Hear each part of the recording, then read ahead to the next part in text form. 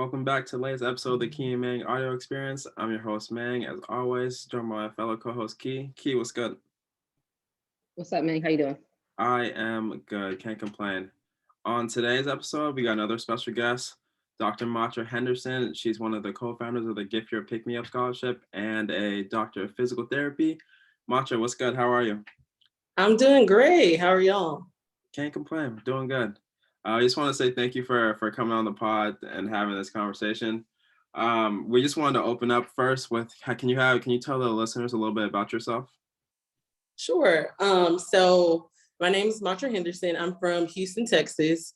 I went to physical therapy school at the University of St. Augustine in Austin, Texas. Now I'm currently practicing in Texas. I graduated last year, May 2021, and I've been practicing as a physical therapist for a whole year now, and I'm a pediatric physical therapist.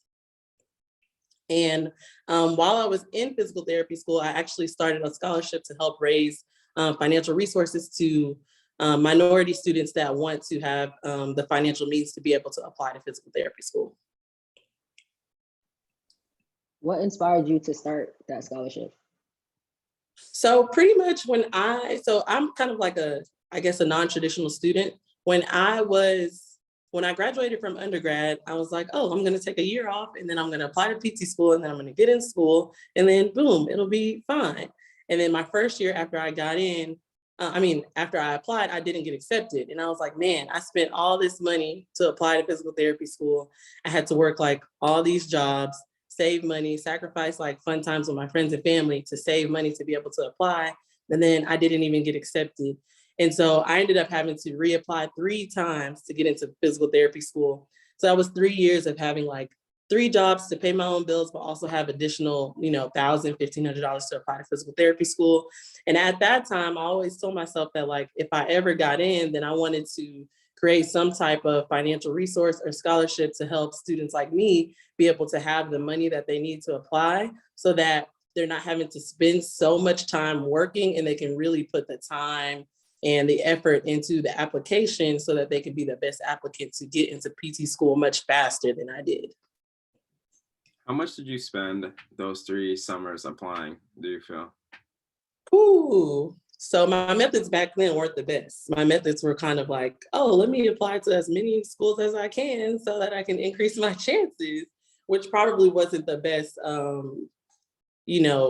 way to do it the first time around. But I would say in total, I probably spent $4,000 to $5,000 in those 3 years of applying. Which, listen, with your little part-time jobs, $4,000 to $5,000 is a lot of money extra on top of what you already have to pay for. Plus, that's not including interviews, that's not including plane tickets, that's not including Ubers to go different places, hotels. Right, this is just the application, just that. Oh man, yeah, that's spendy. Did anything change in terms of your process of applying first summer versus that last summer in terms of getting into PT school and your thought process? Financially or in terms of like my application? More so in terms of your application. Okay. Yeah, for sure. I think every time I applied, I just did more research and got a little bit smarter about and more selective about the schools that I applied to. When I say selective, I mean like, okay, these are my stats. Let me look at the stats of the students that are accepted into this program and make sure that they line up so that I'm not applying to the program where my stats are just too far off and they're not going to accept me. That was one. Every year I retook the GRE. We're not going to get on the GRE, but I had to take it multiple times. But a lot of times I didn't have time to study the way that I wanted to get the GRE score that I needed because I was working so much to save money.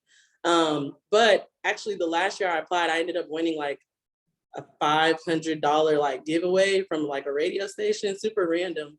And because I didn't have to work as many hours to save that money, I was able to put more time into studying for the GRE. My GRE score went up 26 points. So that was one thing that improved. Let's say, I would say I did retake classes for sure. When I was applying, like the first 2 times I had like 1 C on my transcript and a couple Bs. And I was like, no, that's not a big deal. No one's going to deny me just because I have one C on my transcript. But to me, I feel like it really did make a difference, because when I went back and retook those classes and made those B's and that C into an A, that's the year that I ended up getting accepted. With your plans for the scholarship, like I know it's your third year doing it. It's your third year doing it. Mm-hmm. Do you have like plans of like expanding that and helping like students get in if they didn't get in on the first time? I haven't thought about that. It definitely could be something that happens later on down the line, but that wasn't really the direction that I was going. I think more the direction that I was going, that I'm thinking about going with it, is right now it's only for PT, but after like talking to OT and speech students, like how expensive it is to apply to the programs is just as expensive as PT school. So in the future, I think maybe I would lean more towards opening it up to all the rehab sciences, so that it's just not so specific to PT students, because, you know, with the rehab family, we all go to school together at the same time. So if we're having that issue in terms of finances, I'm sure they are too. So I'd like to open it up to them. But that's a good idea about trying to help more students get into school if they need to reapply. Speaking of, I know this is, you're just talking about the future. Can you take us to the past of when you first started, like year one of the Gift Your Pick Me Up, and what that process was like for you, planning it, executing it, and what you learned from that first year? Yeah, for sure. It was definitely an interesting time. I was in my first year of PT school, and both of y'all know the first year of PT school is a beast. And I kept having this, like, I had the idea, but it just kept coming to my mind. I'd be like, oh, I don't have time for that. Let me study. I need to study. I need to focus on studying. But it kept coming to my mind, and I'm like, okay, I'm very I'm like Christian. And so when things come to my mind, I feel like it's God speaking to me and I need to listen. And if it's repetitive, then I'm like, okay, I need to do this. So that was the situation that I was going through. I felt like God was telling me, like, you need to do this. I'm putting this on your mind over and over until you do it. So I said, okay, let me do it. I don't feel like I have the time. I don't feel like I have the energy, but the most I can do is just try. And if it flops, then, you know, it just flops. At the least I can say that I tried. And so I talked to a few classmates about it, and I talked to a few mentors about it. And the advice that I got was that it's a good idea, but I think you should wait until like a better time, because you don't want to basically sacrifice like your studying to let your grades slip for trying to help somebody else. They're basically like, help yourself first, and then when you feel comfortable, then you can do it. And so that kind of set things back a little bit as well, but it kept coming to my mind, and I'm like, okay, I know people are giving me this advice, but it's still coming to my mind, so let me just try it.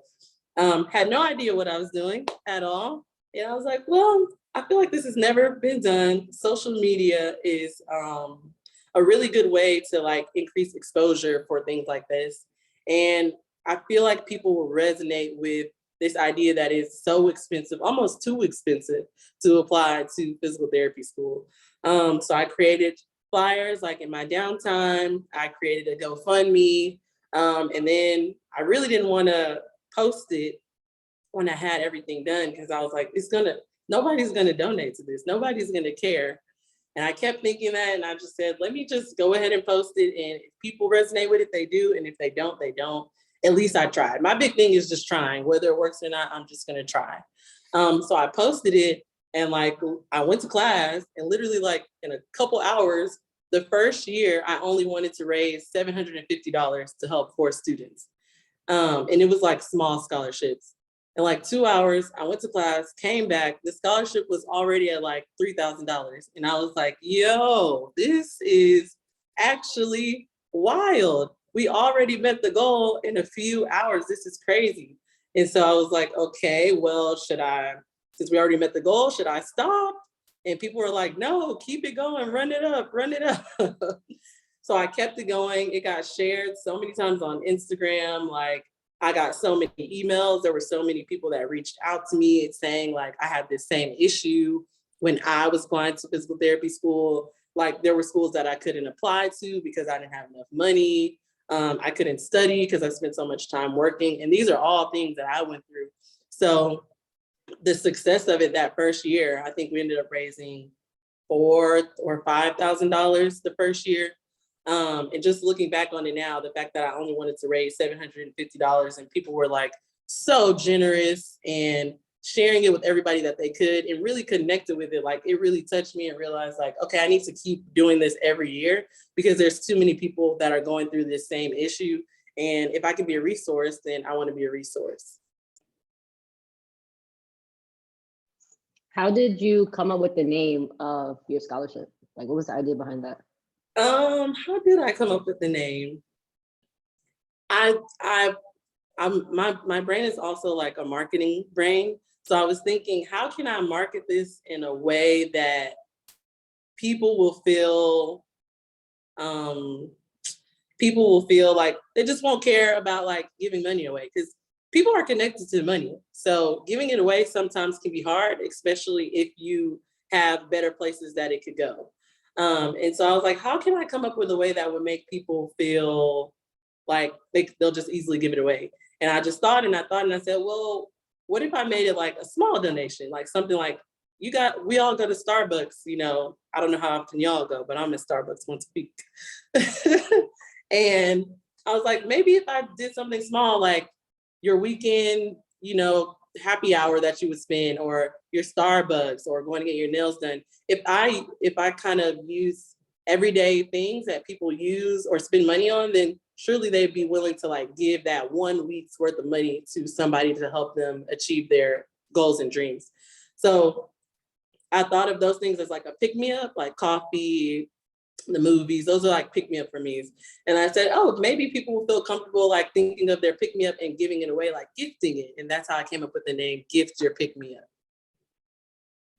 How important do you think having a creative name like that, Gift Your Pick-Me-Up, is in terms of getting people to donate to the fund? Because I feel like if it was just like PT scholarship for summer students, then no one would be like, eh. But having a creative name, how important do you think that is? I think it's probably one of the more important things.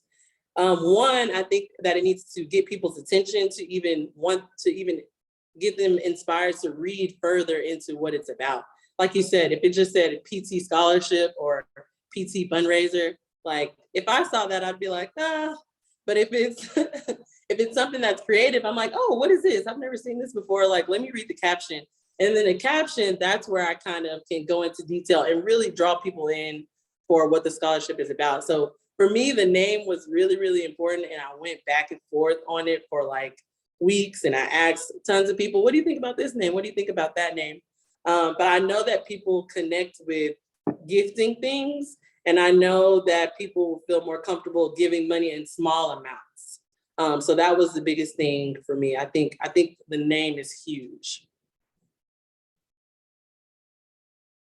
I agree. And I think you do a good job with your Instagram in general with like the catchy like slides or reels, and then the caption is always like in more detail. But I feel like if you didn't have that catchy post, you wouldn't probably get as much engagement because people just scrolling right by it. Right. Thank you. And in the world of Instagram, where literally we're swiping like so many times, that you have to be strategic about what's going to grab people's attention. So I definitely agree with that. Before we talk more about before we talk more about the scholarship, I'm curious, like, how did you go about building your social media following? Okay, so when I first started out, I just was like, I don't really see that many physical therapists. That I saw a lot of accounts that were like exercise and rehab, like if your back hurts, do this. If your leg hurts, but I didn't see anything like specific towards students and like giving guidance. And I feel like part of the reason why it took me so long is because I didn't have like the mentorship that I needed. And so not having that made me think like, oh, let me start this account and like see if I can get into this PT community. So how did I go about it? I kind of searched for accounts of other students. That was a big thing, connecting with other students.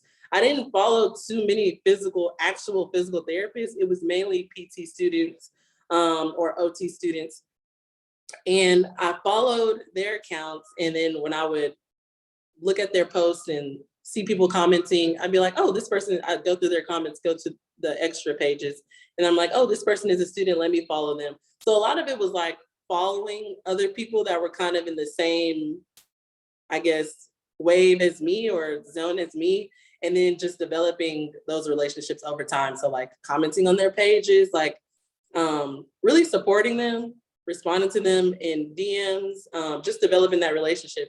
And then over time, Instagram has those things where they're like, follow these accounts or follow these students. There was a lot of that I would do to help them get exposure because again, I said, at the time, there weren't that many physical therapy students doing it. And there definitely weren't that many physical therapy students that look like us doing it.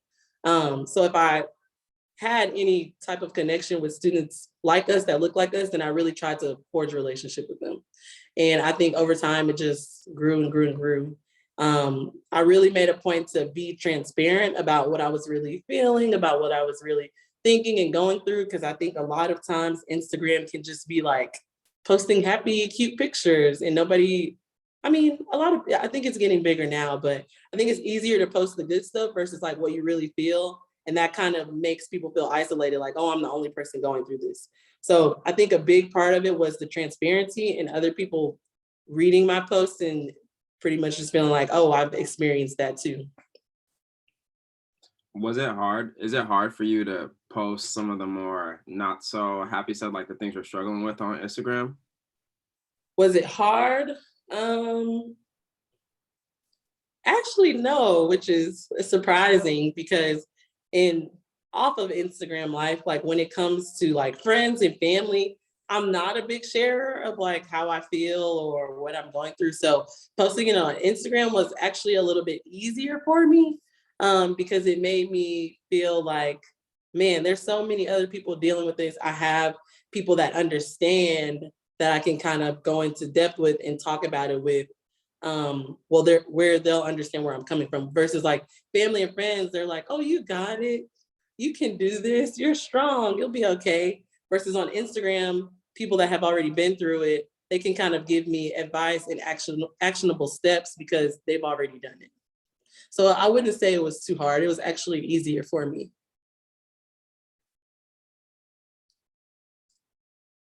What about y'all? Do y'all feel like it's difficult to be transparent on social media? It's a good question. I feel like for me, it's gotten a lot easier, but I also don't post as much on social. But I think having this podcast and then like having like post creative from this podcast, you get to hear what my thoughts are, you get to hear what Key's thoughts are, and then that goes onto my page. So I think you get a little glimpse of what I'm thinking in real time. So I think that's gotten a lot easier. And now moving forward, I think it's important to show the process of you getting to a point, whether it's trying to get into PT school, whether it's trying to meet fitness goals, whatever it may be. I think the showing the process and not just the end result, I think is important. It helps people connect with you and understand it's not something that happens overnight. It's going to take time. It's going to take commitment. There's going to be ups and downs, but you got to be willing to go through that to get to where you're trying to get to. For sure. For me, I don't think it's hard. I would more so say that when I try to do that, I think that people they don't like care. Like, why are you posting this? Like, so I feel like that stops me from posting it. But at the same time, I do understand that it helps people connect with you more. So I don't think it's hard. It's more so me getting in my head, like nobody cares. For sure. I definitely have experienced that too. Like some things I want to post about, I'm like, nobody cares about this. But I just do it anyway and see like what traction I get. And that kind of helps me, that kind of helps guide my social media. Like depending on what I post, depending on how people respond, then I say like, okay, I'll post more things like this. Or if people don't respond as well, I'm like, okay, people don't care about this as much. Like, let me steer away from these topics and maybe focus more on these topics. So you can also kind of use it as like a metric system in a sense to help you figure out like what your audience likes and what will get them to kind of tap in with you more frequently.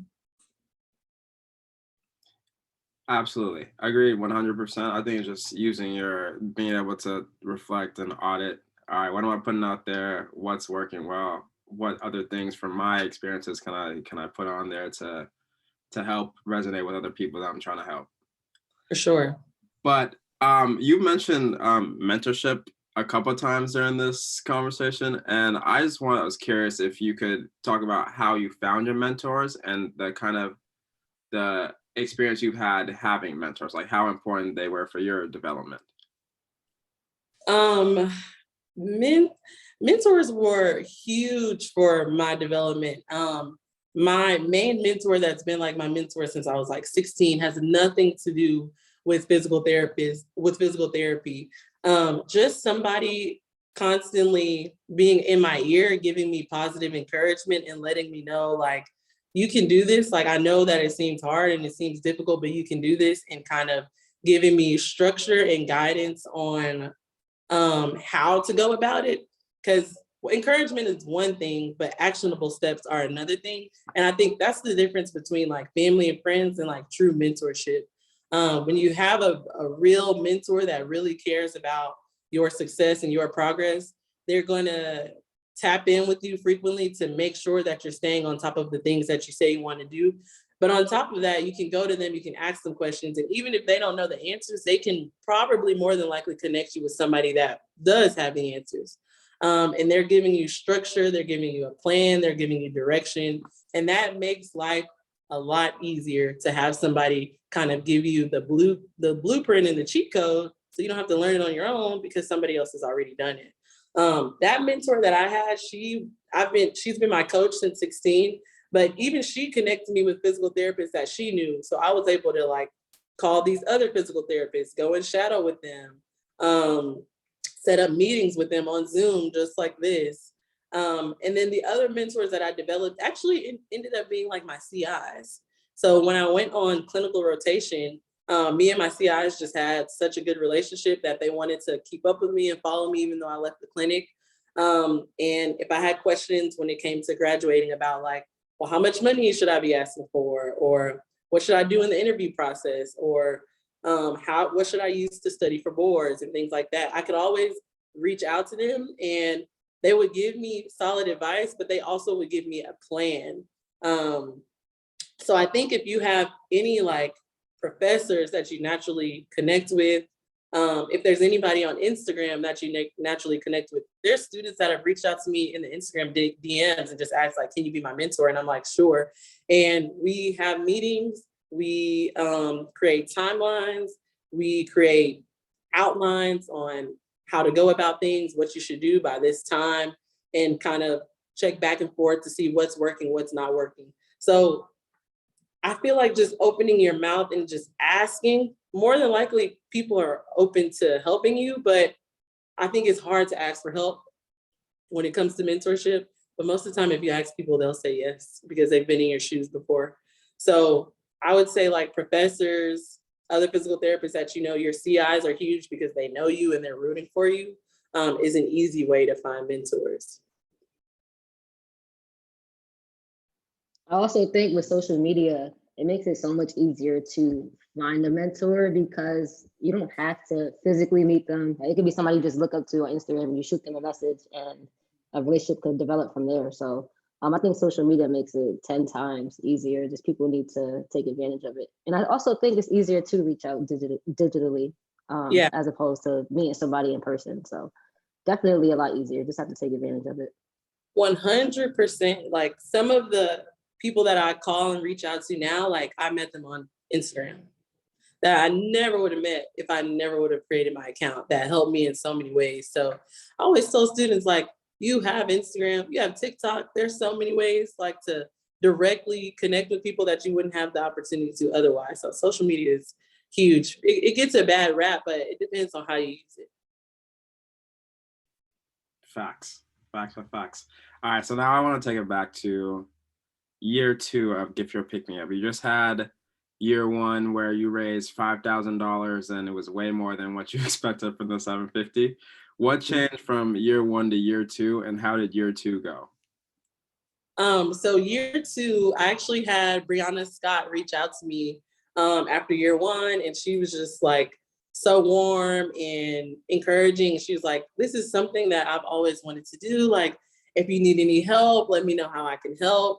And I was like, yes, of course, please come on board.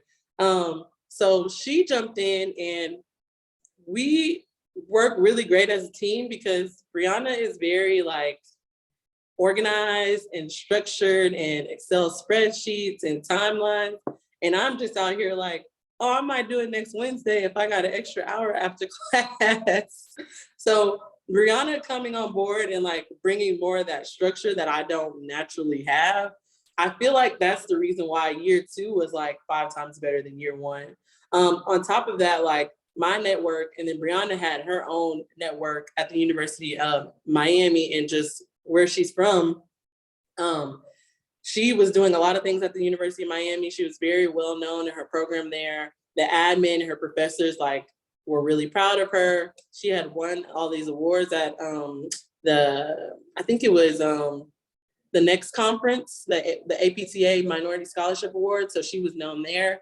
And so her bringing her network and then combining it with my network really, really helped things soar. For me on social media, I was able to like reach more students that were willing to give money, but Brianna's network was a lot of like active physical therapists, professors from the University of Miami who had, you know, a little bit more coins than the student community on Instagram. So her bringing that really helped things like blossom in a way that I never expected. The same thing happened year 2, where I think our goal was to raise $3,000 to try to help 10 students. We ended up raising $8,600 or something around that amount. So Brianna coming on board and like pretty much not having to do everything by myself and having somebody that I trusted to delegate responsibility to, somebody to give me feedback to say like, oh, if I do this, how do you think people respond? She has a lot of great ideas. She's super smart, really forward thinking, kind of catches things before it ever crosses my mind. So having that component with with the foundation that we already had really helped things like soar in a new way. That's what a great partnership can do for you. I'm glad that you know, having Brianna join on board year 2 kind of helped it blossom. Now we're in year 3. Tell us about a little bit about what's been going on in year 3. Okay, so basically previously the scholarships were smaller, right? So the scholarships that we were doing before, one was for the cost of your GRE, one was for the cost of your GRE prep course fees, the other was for application fees. So these were small, like scholarships under $500 each. So we were able to help more students. But from the students that I was helping, I realized that $500, $400, $300 is small and compare. It is helpful in the sense that you're lightening the burden. But I started to think like, what would happen if I could cover all the expenses? And so that's kind of what we tried in year 3. So previously when we were giving $300, $400, $500 scholarships, this year we're giving $1,000 scholarships. And on top of that, we're giving $500 scholarships to help third-year students have money that they need to apply to, not to apply, but to pay for their registration fees. That was all Brianna's idea. At the time when Brianna came on board, she was graduating and she was like, I didn't even realize that it's like an additional $600 just to get out of PT school and pay for your licensure exam fees and everything else. So when she brought that to my attention, I was like, oh yeah, let's throw it in and like see how people respond. So now this year we're trying to give away bigger scholarships so that people can really, really focus on their application and not focus on working so hard to save money. Obviously, because we're giving bigger scholarships, our goal is to give away 12 this year, 10 $1,000 scholarships and 2 $500 scholarships. So our goal is a lot bigger. I will say that it has been a bit harder to reach such a bigger goal. I think previously our aim was more of like under promise, over deliver, whereas now our goal is so big. And I feel like maybe people aren't responding as well. I'm not sure. Also, we're coming off of a pandemic. We're coming off of inflation. We're coming off of people are returning to work. We're coming off of gas prices are high. So I also feel like maybe people don't have as much extra resources to give away. But we extended the scholarship for an extra 3 weeks. And we're hoping that by June 20th, that we can still get to that $12,000 goal. Right now, we're at around 4,600. And it's not something that's going to happen overnight. We understand that. But if you're out there and go to Starbucks every day, maybe one day, $5 to instead of getting Starbucks that day, you can donate to the Gift Your Pick Me Up Foundation. I think little increments like that by a lot of people will help them reach your goal, and doesn't all have to come at one time. But June 20th is coming up really quickly.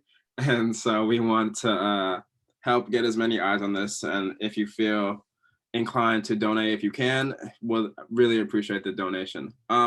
What are some of the prizes that you're giving away? Because they're pretty big prizes this year. Yes. Previously, I think the prizes have been a big component in also grabbing people's attention and getting them encouraged to donate. Previously, I think the first year I gave away like physical therapy, like pins, which was such a small thing, but nobody really had them at the time. So people loved the idea. The second year, I was like, oh, let me, move things up a bit. And we gave away Apple Watches and AirPods. And this year, because our goal was so big, we really wanted to give away a big prize to show our appreciation for everybody that donated. So this year, we're actually giving away a Peloton bike, a MacBook Air. We're giving away a Thera massage gun now, and then 4 pairs of Fig Scrubs, which we know everybody loves Fig Scrubs. And I always make it a point to say, like, this isn't like a partnership. Like, we don't have any relationship with Apple, Peloton, Figs, anyone. We're literally spending money out of our own pockets to buy these prizes because we appreciate everybody's generosity, but also we want to lead with generosity. So these prizes are probably like $5,000 in total. And I only been a physical therapist for a year. Brianna's been for a couple years. And then we have Andy helping us this year as well. And she's been really helpful while she's actually in PT school. She donated the massage gun. And so we're really, really, really offering some amazing prizes to lead with leadership, but also get people encouraged to, throw their Starbucks coffee in there. Absolutely. I remember I saw the announcement when it first launched this year, and I was like, whoa, like those are some big prizes. I know, like, Peloton's a new phase. Everyone is migrating to Apple. Everyone in healthcare needs scrubs for clinicals, or if you're working in the hospital. And Theragun, who doesn't love a massage after you're done working out? So right. I think it's all applicable, and they're great prizes. And I think the fact that you mentioned that you're trying to lead with generosity, you're like setting the example for what you want people to donate with. So I commend you for that, you and Brianna and Andy. So let's give you your flowers now. Thank you. How do students apply to the scholarship once it's all done? So there is a Google form in my bio, in Brianna's bio, and in Andy's bio. And basically there's a Google form if you're a 3rd year physical therapy student about to take boards. And there's a different Google form for if you're a pre-PT student. And basically you go in, you fill in all your information. There's essays for both. We do have like a scoring system and a rubric set up. So we really encourage people to put effort into the essays because there is a method that we're using to pick the winners, and it's based on scores that we set for our rubric. So it's really simple, short essay. I think it's only like 300 to 500 words because there's a lot of applicants, and obviously we don't want to read lots of 5-page essays, but it's a simple application. I don't think it should take anyone more than a few hours, and we just wanted to keep it short and sweet. All right. So they go to your Instagram, Andy's Instagram, or Brianna's Instagram to fill out the link that applies to them. Okay. And then when are decisions hope to be made? So typically we take about 1 week after the scholarship ends to make the selection. So it's ending on June 20th. So I would say like by June 27th, June 28th, we normally do it on like a Monday. So probably just a week because we already have the rubric, we already have the scores set up. All we have to do is send them out, get the scores, tally them up, and then we make a decision. All right, and by the time this comes out, will be the 17th. So it'll be pretty quick turnaround for when people might hear. So Yeah. I'm excited to see what comes out and how much you guys get to and who is able to benefit from these scholarships. I think they're very helpful for the next generation and making sure that the profession is going to be better than how we're coming into it right now. So I think it's great. And Key, I'll throw it to you because I know you got some questions you want to ask. We'll definitely make sure to plug all of that in the show notes and kind of blow it up on Instagram. But I wanted to ask about like your experience at your HBCU. I know you posted about that recently. So I went to Norfolk State University in Virginia. I grew up I went to a predominantly like white middle school, elementary, and high school. And then my older sister went to an HBCU. So, and my mom kind of encouraged me to do the same thing because my sister had such a good experience. I played volleyball, so I ended up getting on the college volleyball team at Norfolk State. And when I went there, my experience was amazing. It was probably like one of the best times in my life. Probably for the first time where I felt like comfortable being 100% myself. It was encouraging, like seeing that my professors were doctors, engineers, scientists, like literally some of the most important jobs that we consider in our society. Like they were my professors, they've been through it and they look like me. So it made me feel encouraged knowing like, okay, I have like pretty stealthy goal in front of me, but all of these people have done it. So I feel comfortable doing it too. Super rich culture going to an HBCU. It was fun. I didn't feel like it was like super stuffy or like super professional all the time. Like it definitely felt like I was going to a college where everybody was a family. Everybody was looking out for your best interests. People understood where you were coming from. I didn't feel misunderstood. So Norfolk State University, that was the wave. I had the best time. And if you can, or if you're thinking about it, I would encourage students to have an undergrad experience at an HBCU if it's possible. I know sometimes HBCUs get like a bad rep for like lower educational standards and things like that. Did you experience that? Like people telling you if you went there, you might not be able to do certain things after graduating from there and trying to pursue like post-grad education? Oh, for sure. Like people told me that like if I went to an HBCU, like it would be career suicide. People told me like your degree won't be respected as much if you go to an HBCU compared to PWIs. I was told that I wouldn't be prepared. I wouldn't have like the knowledge and the skills that I needed. I wouldn't have the professionalism that I needed to get into physical therapy school or to get into a doctoral graduate program. So I got all of that.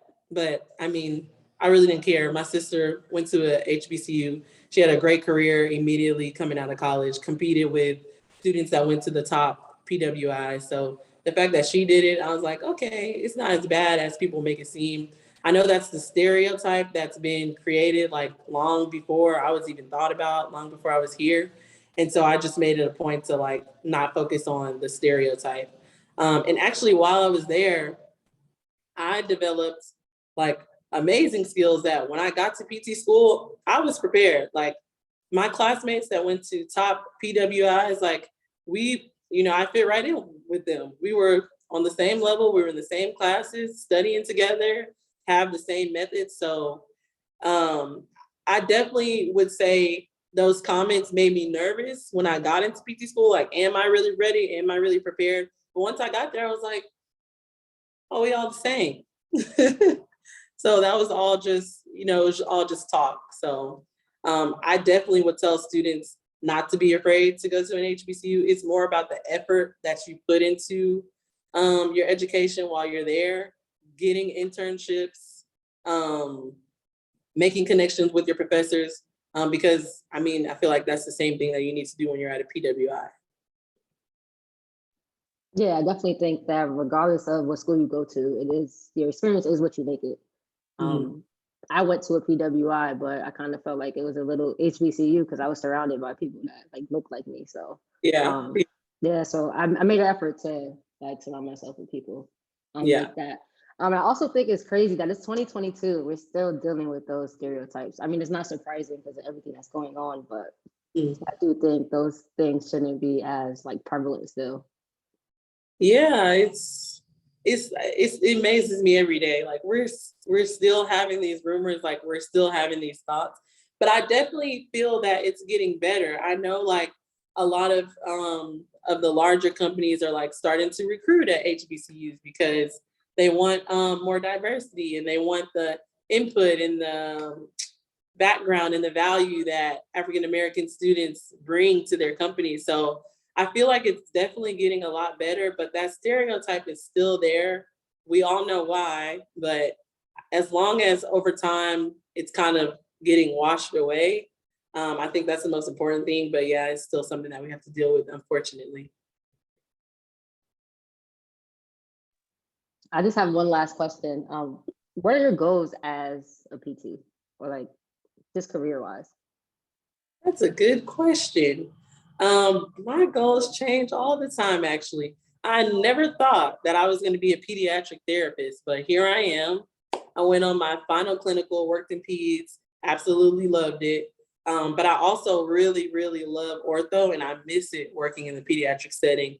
So I definitely feel like in the future, I want to have my own practice, but I want it to be half pediatric and half ortho, just so I can get a little bit of both. And my last clinical rotation, that's how it was set up. On one side of the gym, it was like all the pediatric stuff, and on the other side, it was all the ortho, and it worked really well. And it was black, and it was black owned, so they kind of set the standard and showed me that it definitely is possible. But I've also known that I always wanted to be a practice owner. When I worked as a tech for a long time, for like two years before I went to PT school, and I saw the things that went on, I knew that I didn't want to I don't want to say just be a therapist, because being a therapist is like a huge thing and you help people all the time. But I knew that I wanted to create a practice with a certain culture and also help, bring younger therapists up under, all the things that I've learned. And I think the best way to do that is through having your own clinic. Boss moves. I like it. I like it. I like it. Thank you. My last question for you today. I know we talked about a lot, but if you could give 1 to 2 takeaways from this conversation that you want people to go away with, what would you say? 1 to 2 takeaways from this conversation. I guess one would be that if you have an idea and it keeps coming to your mind, just listen to your intuition, especially if it's for the benefit of someone else. Like if you have an idea and you're scared to do it, just go ahead and do it scared. Because if you listen to all the doubts that are in your head trying to convince you why something won't be successful or why someone won't care, you'll never do it. So just go ahead and just jump in the deep end and just try it. And I guarantee you it's going to work out better than you thought that it was. So that would be my first advice: to do it scared, do it anyway. And then second piece of advice from this conversation probably is be strategic about how you utilize social media. There's so many benefits as a student to the access that you get from social media. The fact that you can just slide into someone's DMs professionally, the fact that you can do that and get access to like really helpful, really thoughtful, smart, influential people, like you have to take advantage of that. So don't be afraid to reach out to people. Most people want to help, so just use social media as much as you can. And I'm gonna add a third one. All the links to Maatra, Viana, Andy stuff will be in the show notes of this episode, and so will the GoFundMe to the scholarship. If you have a little bit extra that you can give, please consider giving away to the Gift Your Pick Me Up scholarship to help the next generation of PTs enter the profession and hopefully leave it better than how we found it. So that's gonna be my last takeaway. But wanted to say thank you for coming on the pod and having this conversation with us. We really love what you're doing and what you've been able to create, and we're just looking forward to seeing how it continues to grow and how you continue to grow. Where can people find you on social if they have questions? Thank you so much for that also. I am on Instagram at TourDayDPT, so it's TOURDEDPT. And that's probably my main social media network that you can find me on. I'm not that active on the other ones. All right, guys, we'll definitely put that in the show notes. It was great talking to you. Definitely want to have you back on in the future. See how that scholarship kind of evolves and how you evolve. But that's all for today. May you have anything to add? I have something to add. What's up? I just wanted to say thank you both for reaching out to me and kind of encouraging and supporting. I feel like you both have supported every single year that we've done the scholarship, and I definitely appreciate that. I love the podcast that you all are doing and all of the people that you come on and interview. I think that it's really providing a lot of insight and feedback and cheat codes to people that were in our shoes before. So I think what y'all are doing is really important, and I want to encourage y'all to keep doing what you're doing, and it's going to keep growing faster than you think. So just keep it up and keep with the consistency. Thank you. I appreciate that very much. Appreciate it. That's all for today, guys. Catch you on the next episode of the KMA Audio Experience.